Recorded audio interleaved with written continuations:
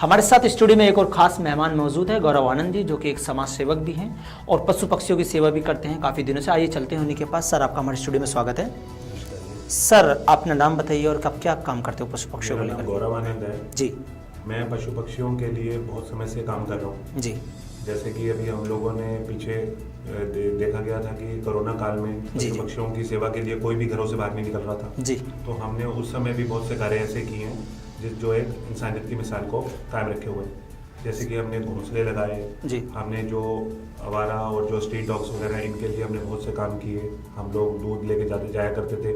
मेरा संजय गांधी एनिमल जो आपका सेंटर है उन लोगों ने मेरा पास भी बनाया हुआ था, तो मैं रोज़ शाम को 1 टाइम या 2 टाइम निकलता था, जो कि मैं सेवा करता था। सर, यहाँ सबसे बड़ा जो दिक्कत का सवाल है वो ये है, आजकल जो गायें हैं तो वो बहुत ज़्यादा रोड पर खुले में घूमती रहती है। उनको लेकर के हालांकि सरकार तरह तरह के कैंपेन चलाती है, तरह तरह के प्रोग्राम चलाती है कि मतलब गाय को सुरक्षित रखा जा सके, खाने को लेकर के, तो आपकी टीम क्या उसको लेकर के कोई वर्क करती है? बिल्कुल करते हैं। देखिए, अभी जैसे कि मैं अभी आपको कुछ दिन पहले की एक घटना बता रहा हूँ जी। कुछ दिन पहले मेरे को एक कॉल आई कीर्तिनगर से कि वहाँ पे एक, जैसे मैं डॉग्स के लिए बता रहा हूँ क्योंकि स्पेशली वो डॉग के ऊपर ही एक गाड़ी चढ़ गई थी। जी। जी। तो उसको लेकर भी अभी जो लेटेस्ट बात है ये बता रहा हूँ। तो उसके ऊपर डॉग के ऊपर वो टेम्पो चढ़ गया। फिर हम लोग उसको प्राइवेट पहले हॉस्पिटल में लेके गए। फिर हम लोगों ने उसका ट्रीटमेंट के लिए आगे जो जहाँ पे भी उन्होंने हमारे को रेफ़र किया, एक नजरबर्ड में कोई एनिमल सेंटर है प्राइवेट, वहाँ पे उसका ट्रीटमेंट कराया।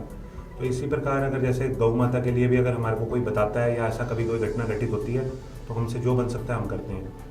सर, सवाल यहाँ ये है सबसे बड़ा कि जो गाय को लेकर के तरह तरह के कानून भी बनाए गए हैं कि भाई गाय अगर कहीं खुले में रहे तो उसको इस तरह से कानून करना है, उसको इस तरह से ले जा करके इसके लिए काफ़ी बड़ी गौशाला भी बनाई गई है सरकार की ओर से। लेकिन कोरोना के समय में सबसे बड़ी दिक्कत थी कि लोग घर से बाहर नहीं जा सकते थे।